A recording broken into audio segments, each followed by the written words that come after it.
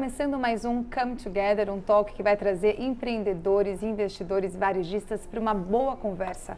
Oportunidade da gente conhecer histórias, trajetórias e motivações de pessoas inspiradoras. Bom, ele nasceu no varejo e desde então nunca conseguiu sair dele. É o empreendedor em série que desde muito cedo teve a tecnologia como base dos seus negócios e ao longo da sua trajetória exitosa, vivida sob muita determinação, muita resiliência, hoje ele está à frente de um projeto inédito, o primeiro Venture Capital brasileiro focado em Retail Techs. Eu tenho o prazer e o privilégio de estar com ele aqui hoje, Walter Sabino Júnior, o nosso sócio fundador, o fundador da High Partners. Bom, eu vou chamar ele de Júnior, né? Obrigada. Vou manter a tradição aqui que eu sempre faço com os convidados e convidadas. Bem-vindo. Que bom que você está aqui hoje, né? Quem começa toda essa história da High Partners, então fazia muito sentido te trazer para todo mundo conhecer a sua história. Então, bem-vindo. Obrigado. E vamos embora, porque hoje tem muita conversa, muita história.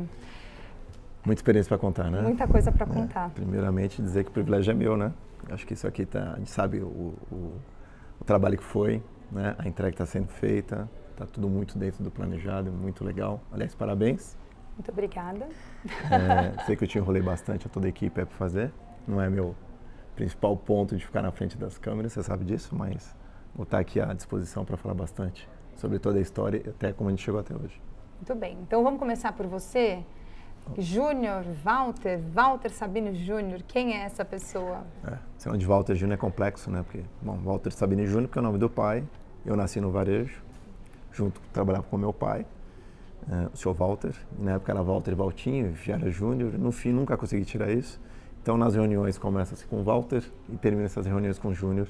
Porque eu sempre faço muita questão de ter um relacionamento muito próximo com todos e sempre dou essa intimidade de me chamar de Júnior. Então, a partir de hoje, você pode me chamar de Júnior, mesmo na primeira reunião. Muito bem. Me fala uma coisa. Quando a gente olha para a sua vida, né, e hoje vê você à frente desse projeto, o primeiro Venture Capital nichado, nichado em retail, né, em varejo. Quando você olha, você nasceu no varejo, por incrível que pareça, tudo começou no varejo, né? Então, quando começa essa história com o varejo e quando é o Walter empreendedor, o Júnior empreendedor, florescendo aí nessa trajetória? Nossa, bastante tempo atrás, história. Bom, meu pai era varejista, né? Segmento de papelaria, e aos 12 anos já ia com ele para a empresa, para entender um pouco do que era aquele movimento, né? Naquela época já os pais levavam os filhos para começar já a promover esse conhecimento do profissional. Dos 12 aos 14, bem que você vai acompanhando só, fazendo parte ali. Aos 14, realmente, eu fui registrado na empresa do meu pai, começando a trabalhar. A empresa era dele, porém, o meu pai sempre foi um cara que prezou por nos ensinar humildade, fazer parte de algo, mas sempre conhecendo a todos e se relacionando muito bem. E eu entrei sendo, primeiramente, office boy da companhia, sendo submetido aos gerentes da companhia, né, atendendo ali a todos e aprendendo bastante. Isso foi ótimo, porque realmente ali você começa a entender a hierarquia. Então comecei com office boy, depois fui balconista, depois fui para a área de compras, departamento pessoal, até chegar, dependendo do tempo, ser realmente um profissional de diretoria. Uhum. Isso, obviamente, estou resumindo muito. Mas nesse trajeto me pautou muito do que eu sou hoje. Eu sou uma pessoa que eu gosto de solucionar problemas, resolver problemas, gosto de desafios, sempre foi assim, mas eu sempre olhei o que tem de melhor e tentar melhorar aquele algo, que eu acho que é muito mais fácil. Não lembro de ter criado algo do zero, e sempre olhando problemas que existiam e como solucionar, e essas soluções sempre vinham em forma de produtos. Na empresa, eu lembro do meu primeiro contato com tecnologia, aos 16 anos. Naquela época não existiam plataformas de gestão nas companhias ainda, como hoje existe TOTS e várias outras. RPs. Uhum. E eu fui fazer o primeiro RP da companhia. Eu lembro na época com 16 anos, tinha o Vitor com uns 30 e poucos, que era o analista, e tinha o Luiz, que era o programador. Nós sentamos os três, em 6 meses, mais ou menos, a gente desenvolveu todo o departamento da companhia. De vendas, compras, departamento pessoal, finanças. E ali você teve um conhecimento muito grande já de gestão de empresa, que deu muito respaldo, E a partir dali eu comecei a partir do momento de finalizar o RP, realmente aplicar as funções dentro dos departamentos. Eu lembro que eu fui para o departamento de vendas. Em vendas, montamos um time de 5 pessoas na época. Naquela época eu já fazia 3 caras ativos, 2 passivos para vender a companhia e buscar de forma estratégica um jeito de turbinar, fazer o growth da companhia crescer ali no target da companhia, que era um escritório de contabilidade na época. Foi muito legal. E meu dashboard de resultados para entregar para o meu pai e meu tio, isso já avançando um pouco, isso deve ser em 92, era um Excel. E o Excel fazia lá no Windows 3.11 ainda, achava maravilhoso, imprimia colorido. Bom, no fim... Imprimia colorido. Imprimia colorido, porque na época, né, já impressoras ali, DeskJet ainda. Mas mostrava já o quanto a gente já estava meio inovador na época para fazer tudo isso, em questão de dados, Sim. Que era muito legal, né? Meu pai muito orgulhoso com isso, meu tio também. Era uma empresa familiar, mas era muito legal, foi muito aprendizado. Dali a gente foi depois para a área de compras. Em compras foi a época que eu mais discuti com meu pai. Meu pai, assim, eu admirava demais, eu aprendi demais com ele. Mas ele é aquele cara old school que fazia compras por feeling, conhecimento e sempre acertava. Varejista, né? Exato, né? Com conhecimento comercial forte. E eu entrei já com tecnologia, fazendo curva ABC no sistema, fazendo, né? Puxando os últimos 6 meses de estoque, projetando 3 meses e não batia muito com o que ele via. Existiam as discussões, mas foi sempre discussões sadias em prol da companhia. Mas essa fase foi, assim, uma fase que eu adorei varejo, mas não me via varejista, né? Eu via uma forma de repente postergar. E aí a saída para isso foi um dos desafios já com tudo montado. A gente fazia a publicidade da companhia, da papelaria para os escritórios, via folder. E na época a gente desenvolveu uma revista, muito parecido com a Calunga na época, que eu lembro de vários fatos assim com a Calunga até que é interessante. Depois eu tento contar durante o processo, mas era um cara que a gente espelhava com a revista. E eu sempre fui, de novo, gostava de tecnologia, fuçador de fazer. Fui fazer na época um curso de PG Maker, CorelDRAW e Photoshop para eu desenvolver a revista. Porque eu sempre tive o lado também, acho que artístico, de desenho gráfico e tudo mais, muito florado, né? Eu sempre quis ser arquiteto. Infelizmente eu não pude, a vida me levou para o varejo e tudo bem, deu certo. E aí eu fiz a primeira revista da companhia, da papelaria, só que como eu já negociava com os fornecedores da papelaria, que era quem financiava o projeto, né? Então eles vinham com propaganda e descontos nas compras do material, que subsidiava toda a revista, eu montava toda ela e despachava para todos os clientes. Quando eu fiz isso, esta transação necessitou de ter um CNPJ para cobrar da indústria, porque a empresa da papelaria comercialmente não poderia dar uma nota de serviço. Entendi. E aí eu lancei minha primeira companhia, CNPJ, Como chamava? que chamava Virtual Criações Gráficas. Virtual Criações Gráficas. Eu falei, bom, já que eu fiz um CNPJ, eu fiz um comercial desta empresa na própria revista. E deste primeiro comercial surgiram 2 novos clientes, que não tinham nada a ver com o setor. Uma era a empresa que eu lembro até o José Carlos, da Art Trade, uma empresa multinacional americana que vendia produtos aqui, e uma outra que é uma indústria de metais chamada Esteves Metais. Esteves Que o Ricardo, né, meu irmão até hoje, coração aqui. Mas isso me levou a começar a fazer desenvolvimento gráfico. Eu vi um setor que achei interessante, eu me sentia feliz com isso, e aí eu cheguei ao meu pai, que não gostou muito na época, falei, vou seguir carreira solo, vou fazer uma agência voltada a serviço a design gráfico, e comecei a pegar revistas do setor e sair da empresa. Em um ano, eu já tinha minha agência, já tinha várias empresas clientes, mas aí foram mais 10 anos de desenvolvimento, de aprendizado do que é sair de uma empresa do zero, bootstrap, de ter funcionários, aquele produto de você sempre estar buscando novos clientes. Eu tinha uma certa recorrência com as revistas, mas me exigiu muito aprendizado, né? Tempo, investimento para chegar até a plataforma que me levou para linha de digital. Eu quero pegar um gancho. E sabe o que eu achei interessante? Eu já sabia dessa história, né? Porque eu já conheço muito do backstage aqui, mas virtual, né? Virtual criações gráficas, ou seja, já tinha um virtual, já tinha um digital na época, sim, junto com, quer dizer, você já tinha mesmo que tivesse no subconsciente aí. Quando você falou da agência e aí dessa transição que você começa a passar para ser plataforma, até você chegar na Virid, né, na Virtual Target, que era a plataforma, eu lembro que você falou uma vez para mim, que você me contando que uma vez você estava no avião, que você olhou lá para baixo, viu várias luzinhas e pensou, gente, imagina se eu fornecesse, né, um serviço ou produto que eu pudesse escalar assim como essas luzes. Isso é mito, é verdade, é fake ou é fato? É fato. E depois daquele insight, o que mudou? Tá. Até chegar nesse ponto. Então, lançamos a agência. A agência fez com que em 98, eu lancei a empresa em 96, em 98 começa a surgir a internet no Brasil. E os meus clientes de impressões, as empresas, as indústrias, me pediam para ter o endereço www, porque eles queriam ter um endereço na internet, para começar a se comunicar. Começou assim, em pouco tempo já começaram a surgir as lojas virtuais, os sites, e aí eu fiz um departamento na empresa, digital, para começar a desenvolver esse formato, né? Já tendo ali a sua parte de flash também na época, todas aquelas coisas. Resumindo, esse decorrer a gente começou a desenvolver e fez uma linha de produção de desenvolvimento de sites. Na época eu trouxe o Ricardo Ramos, veio trabalhar com a gente, ainda menino, mas super prodígio, que fez uma linha de produção lá de desenvolvimento de site.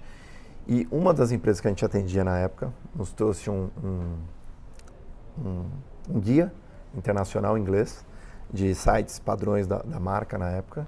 E ali tinha um modelinho de e-mail, né, um módulo de e-mail marketing, de e-mail de comunicação, na verdade, que aquilo o Ricardo olhou, a gente olhou, achou interessante, o Ricardo se aprofundou naquilo e a gente começou a entrar nesse setor entendendo que existia de plataforma de e-mail marketing no Brasil.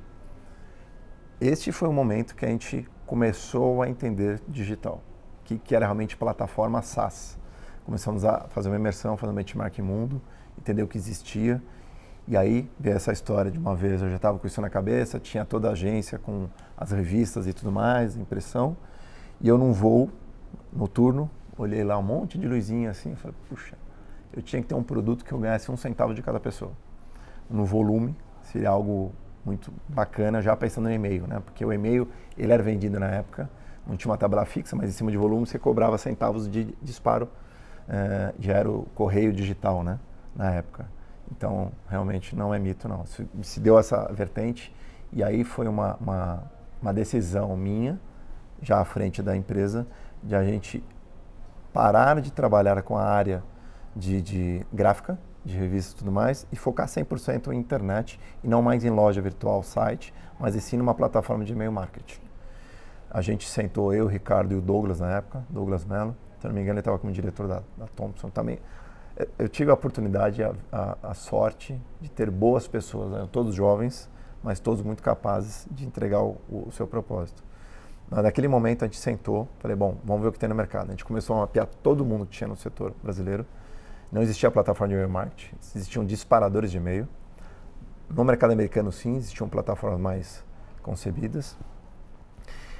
E a gente começou a desenhar ela, né? O Douglas, profissional excelente, começou a fazer todo o front-end da companhia, da plataforma. O Ricardo veio com a ideia de todo o back tecnológico e eu à frente comercial.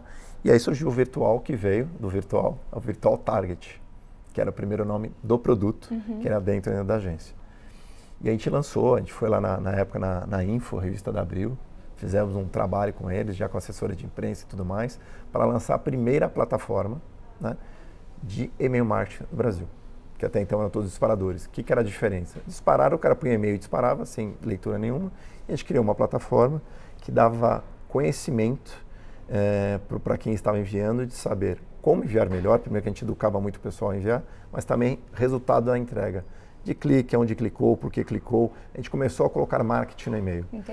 Inteligência no negócio. Isso propiciou uma aceleração muito grande. E aí, deste determinado momento, que foi 2007, que a gente fala, a partir de hoje, a Virtual Target vai ser a nossa plataforma, vamos vender tudo que tem, vamos trabalhar nisso.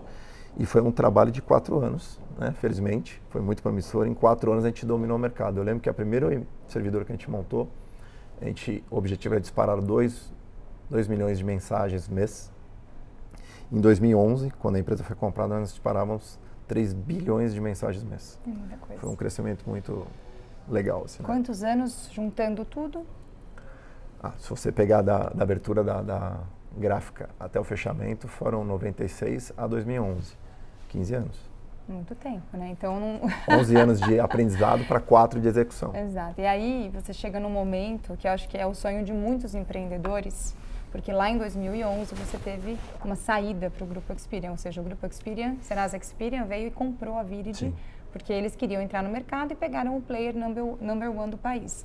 E aí eu queria saber o que você sentiu naquela época, que não era uma época como hoje, porque o M&A hoje é uma coisa que as pessoas conhecem, já falamos sobre isso e tal. Na época não tinha essa frequência de M&A. Era um deal muito relevante, né, o valor relevante também para aquele momento.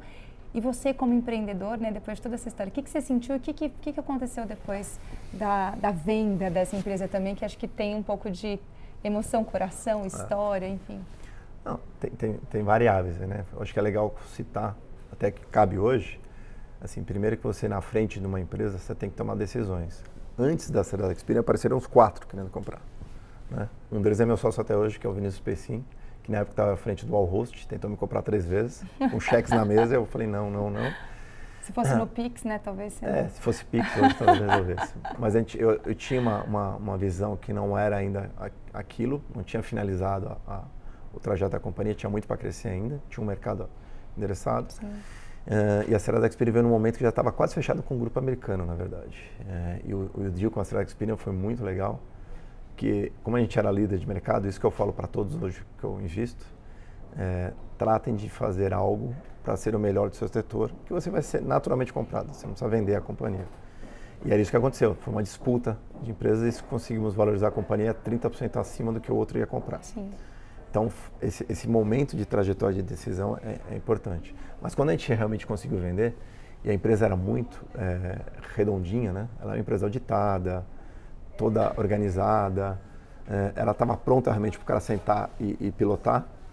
Eu virei case na Experian também, foi um M&A de 4 meses apenas, da primeira conversa para o pagamento, 4 meses, e eu precisei ficar só 3 meses na companhia, porque realmente o pessoal pilotava, e eles tinham desejo disso, né? O executivo que comprou queria ser o cara de e-mail marketing do Brasil, eu falei, bora, filho eu tenho em casa, aqui não é meu filho, vamos tocar a vida. Mas foi muito gratificante ver que o trabalho, o esforço e a visão que você teve para o produto deu certo e repercutiu bastante barulho. Eu lembro que na época, acho que 2 anos antes, o Romero já tinha vindo buscar pé lá com todo o pessoal, foi um volume gigantesco. E o nosso foi um deal também de 3 dígitos na época, que também deu um barulho muito grande, foi muito legal. E o que me levou até lá, sempre foi, até hoje que eu considero importante, o relacionamento que eu tenho com todos. Sim. Sejam clientes, sejam concorrentes. Eu acho que o mercado é para todos e é sempre todo mundo provendo o mercado, quanto mais gente melhor, mas sendo amigos e sempre na mesma trajetória interessante. Muito bem. Todos vieram me beneficiar, parabenizar e querer fazer algo depois, isso é muito gratificante. E aí, até então, sempre recurso próprio, né, Júnior? Assim, a Viridi foi bootstrap, você nunca tinha corrido atrás de funding, de investimento, mas aí, quando esse M&A acontece, você lá capitalizado, tem uma transição aí de empreendedor para investidor, aí eu quero entender quando é que foi essa transição e, principalmente, quais foram os principais aprendizados, porque eu acho que esse foi um momento crucial para que esse novo momento da tua vida acontecesse agora. Conta um pouco de como é que foi essa jornada após o M&A e essa transição de empreendedor para um investidor agora do outro lado. Eu acho que tudo na minha vida, assim, nada foi planejado, né? Eu sempre fui muito, eu acho que uma parte que eu tenho, que eu posso falar, que é ser estratégico, e sempre estar muito antenado do que está acontecendo no entorno e nas coisas. Uhum. Vendi a companhia, falei, bom, vou fazer um sabático de 1 ano. Foram 2 meses apenas, né? Realmente eu não consegui ficar parado, comecei a ver várias coisas. Aí eu cofundei já, na sequência, uma segunda companhia, que foi a Smart, junto com o Vinícius Pessim, que veio a ser comprada essa companhia depois de 2 anos e meio pela B2W, foi um segundo exit muito legal. E nesse período já fizemos mais 2 companhias, que foi a Precifica, com o Ricardo Ramos, que era meu CTO na Viridi, e a FX, que é um produto que veio, que eu achei muito interessante na época também, e tudo naquela época ainda olhando SaaS, que é onde eu tinha muito relacionamento com o mercado digital, e conhecia do que a gente estava falando, e principalmente a recorrência, né? Sem muita integração e aceleração de crescimento. Só que quando eu abri a FX, né, a gente começa a vir os aprendizados, né? Porque até então, quando você começa a virar investidor, e vamos falar em investidor nesse momento, é um investidor meu co-founder. Mas sem estar diretamente no business ali, você começa o empreendedor sempre tem olhando ideias e se vê executando a ideia. Esse é um primeiro erro que a gente fala quando vai virar investidor, foi o primeiro erro que eu vi. A gente tem que investir em pessoas e não só em ideias. As ideias eram ótimas, mas não tinham as pessoas para execução na época. E muito aprendizado também de tempo das coisas. Né? Eu acho que 2 empresas estão com a gente hoje ainda, estão bem, mas exigiram muito esforço para adequar elas ao seu tempo, a perdurar até hoje e se posicionar muito bem no setor. Né? Esse é um primeiro dos aprendizados. Mas a FX teve um fator importante e um propósito importante na minha vida, que foi o seguinte.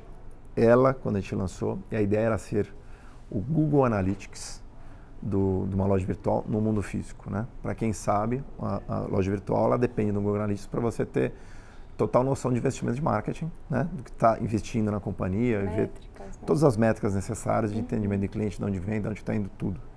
E eu vi aquilo, como eu só vinha do digital, eu falei, puta, uma loja física tem que ter isso. Hoje as pessoas estão investindo em mídia digital para o varejo.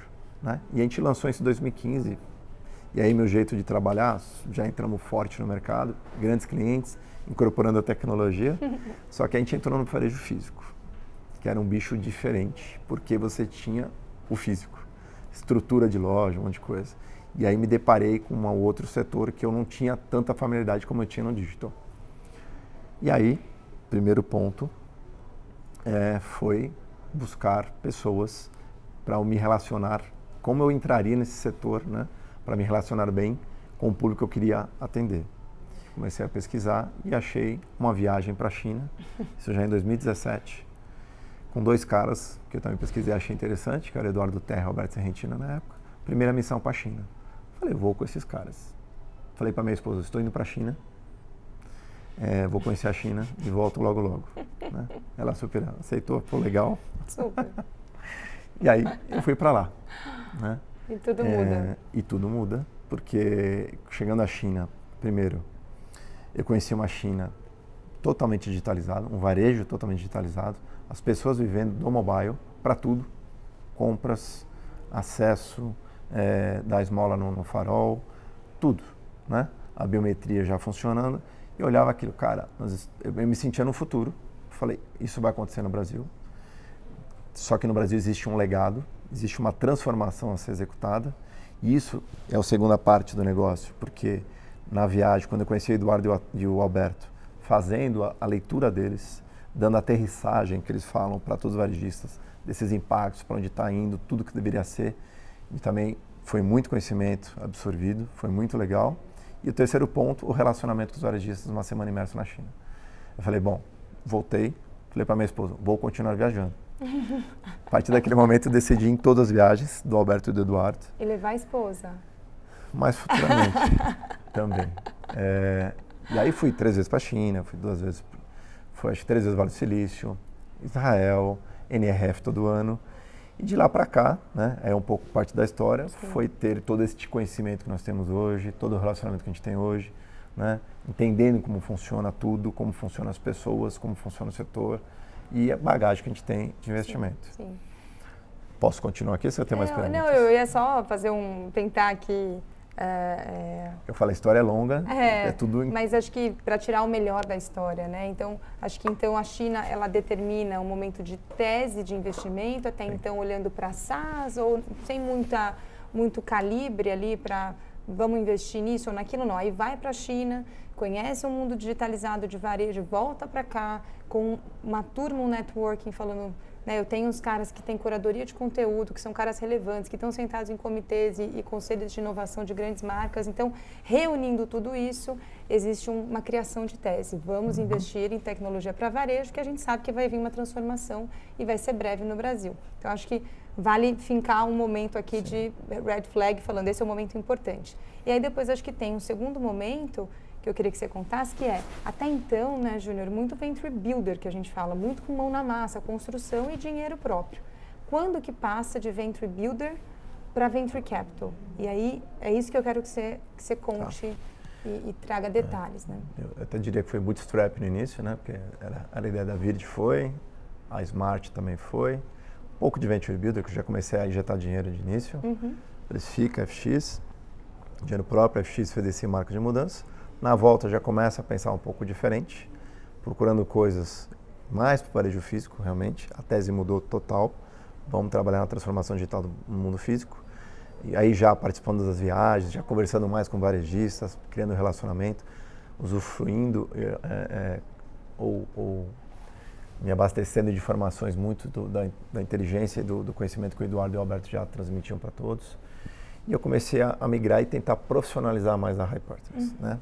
Então a gente começou a trazer profissionais já para agregar. Eu acho que esse sempre foi uma linha que eu sempre gostei de seguir, de trazer pessoas que acrescentem, que sejam melhores que você, né? Acho que cada um tem seu skill e a equipe somada faz a fortaleza.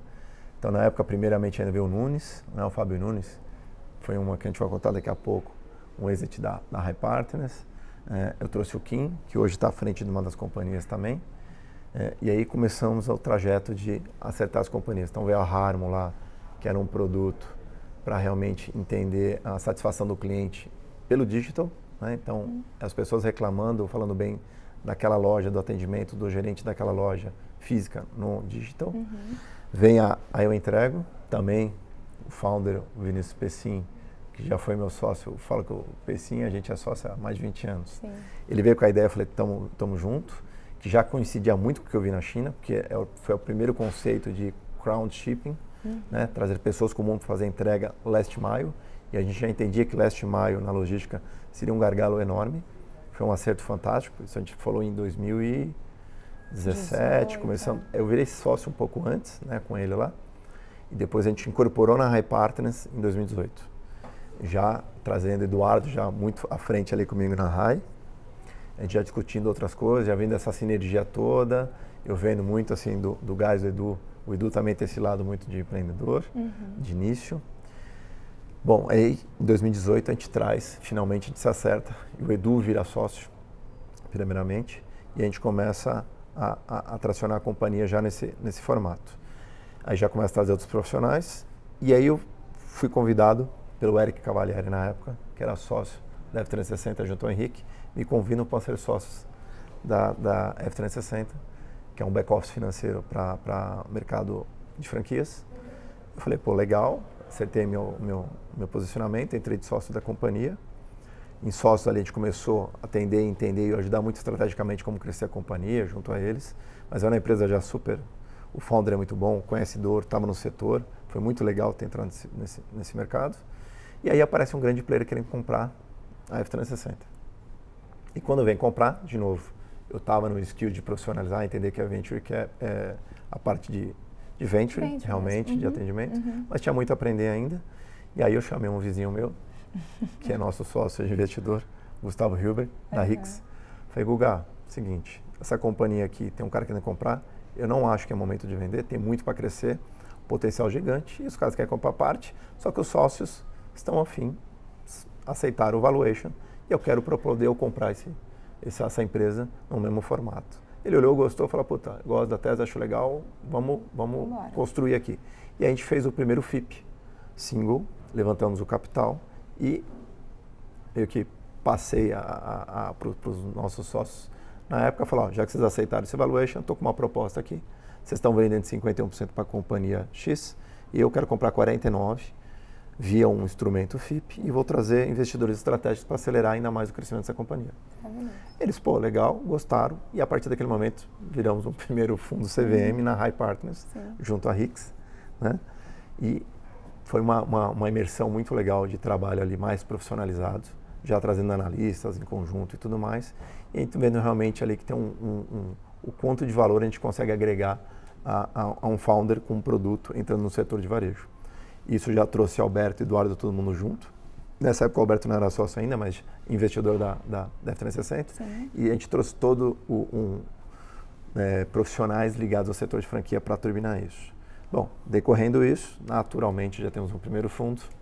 E aí vem a sequência de entrar Alberto na companhia também. Depois, na sequência, entrar o Quiroga. Tá? Isso já em 2020. Bom, fomos conversando, sempre muito próximo dos Venture Capital, olhando o que estava acontecendo.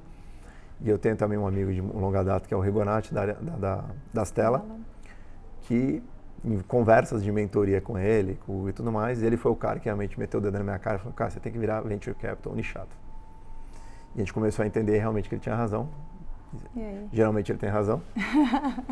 E aí a gente começou a pensar seriamente naquilo, realmente a gente tem condições de, até porque, né, a sociedade, né, eu à frente de empreendedorismo, com os investimentos, né, Eduardo com seu conhecimento de organização das companhias, de conhecimento de mercado, de toda a gestão dentro, o Alberto também de detalhes do varejo, e o Quiroga também, que eu acho que é o ídolo de todos aqui, de empreendedor, tecnologia e também essa digitalização do varejo, somados, né, dão mais de 40 conselhos de grandes varejistas, e eu na frente de conselho das empresas, mas é um grupo que vive, né, o varejo dia a dia, a gente entende das dores, né, ajuda o varejo nessa transformação.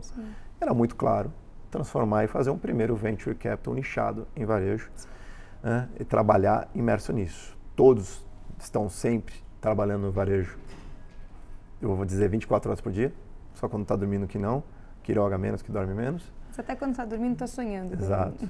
Então a gente está sempre nisso. O que é legal dessa história toda, eu me sinto privilegiado, além de sócios, são meus grandes amigos, né? A gente está sempre juntos, sempre discutindo coisas. Eu acho que essa parte boa que eu consegui e ganhei pós o primeiro deal lá da Village foi sempre buscar me cercar de boas pessoas. Eu acho que você nunca tem que aprender a dizer não para as coisas, e o que você acha que não é legal é não, e focar no que você gosta, no formato legal, o trabalho que você acredita e desenvolver.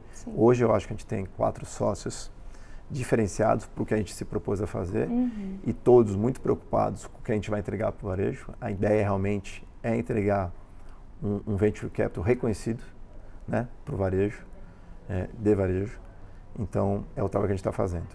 Para ser exponencial nisso, a gente ainda pegou esse movimento, e aí de novo eu sempre gosto de fazer isso, mais pessoas.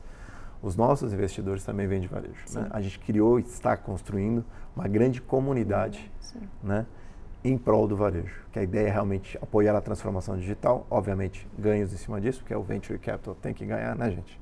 E eu preciso trazer dinheiro para os investidores, porque até então, lá atrás, era meu dinheiro, não dou satisfação para ninguém, agora eu tenho um monte de gente para dar satisfação e com isso realmente incorporar a companhia. Então o Venture Capital vem realmente destinado, imigrado, virado a High Part 100% a partir de 2021. A gente lança esse fundo para captar 100 milhões de reais, investir aí pelo menos em 10 a 12 startups B2B com soluções para auxiliar a agenda de transformação do varejista. Você já respondeu muita coisa, porque ele já foi falando, né? Já foi facilitando a minha vida aqui. E eu acho que a gente teria assim um tempão para falar de muitas outras coisas, mas já quero ir para o final aqui, né? Já, você acredita? E a gente faz sempre no final um hi-bye, né? A gente tem o ping-pong nas entrevistas que são mais comuns, aqui um hi-bye. E aí eu queria que você contasse pra gente, assim, em uma única resposta, tá? Um livro. Estratégia Oceano Azul. Foi um livro que me ajudou muito na época da Village, né? Eu não sou muito da leitura de livros. Eu sempre vou atrás quando eu preciso. E a Estratégia Oceano Azul, na época, eu lembro, que eu levo até hoje isso para mim, é você sempre melhorar as coisas, né? Eu lembro lá da frase que eles puxavam, dos conhecimentos de quem tinha naufragado ou não, mas Circo de Solé, né? A renovação do circo, né? O que saiu de uma coisa que já estava fadigada para algo de dimensão plus, de ser um negócio classe A, super caro. E eu sempre atribuí isso em tudo. E a Village foi assim, né? A gente criou uma plataforma, algo que já existia. Foi muito legal. O nosso VC hoje é isso. Já existe um mercado de Venture Capital, já é conhecido, já há 10 anos aí. Tal Rigonati, para não dizer que estou mentindo, sofreram, fizeram isso construir, ele e outros mais. Mas a gente agora pega isso e molda numa forma nichada de trabalho, né? Realmente atribuindo ali...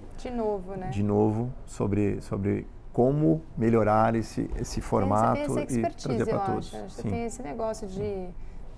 Você falou uma coisa no início de não criar nada do zero. Não é que você cria, sim, mas é que você sai baseado no que tem de oportunidade, de problema, e você melhora aquilo ali para... Eu sempre fui assim, eu tenho que entregar resultado. O resultado tem que ser tangibilizado. O que eu estou entregando para alguém? Né? Qual que é o diferencial? Por que eu sou melhor que o outro? Por que o cara vai preferir a mim? Isso tem que ser muito claro, Sim. seu objetivo de entrega, né? O nosso Venture Capital é isso, eu ajudo, além de ter a parte financeira, que o pessoal todo já muito investe, a gente colabora, porque ter a comunidade de varejo? A gente serve, às vezes, de CVC para grandes companhias. Sim. O cara investe na gente em alguma cota específica, eu vou trabalhar para ele, porque quando eu estou trabalhando para ele, estou trabalhando para mim, Sim. e estou trabalhando para o investidor. Sim.